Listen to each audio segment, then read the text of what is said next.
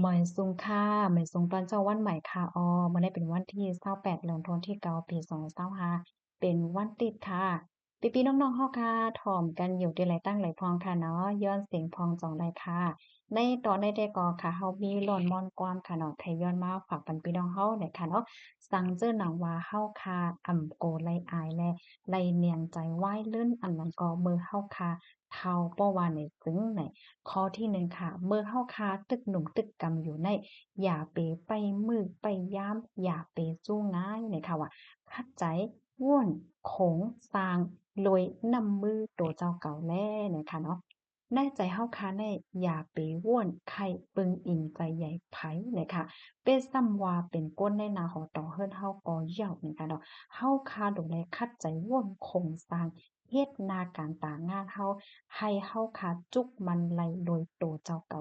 คัดใจเป็นก้นตีอันจุกมันไหลโดยโตเจ้าเก่าแลเนี่ยค่ะมันเตเป็นลองตีอันหลีหั่นใจเด้ๆเมื่อหนังมังก็นั่นเตมีปอแม่ปันเงินปันต้องวันเสตาก้อยกะสั่งเจอหนังว่าเงินต้องอันเฮาคาไหลมานั้นมันไหลมาโดยนำมือเฮาป้อว่าเนี่ยถึง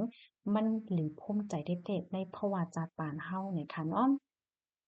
เพราะว่าเฮาค้ามาด้วยกูมือกูวันไหนมาก็ได้บ่นว่าเงินไหน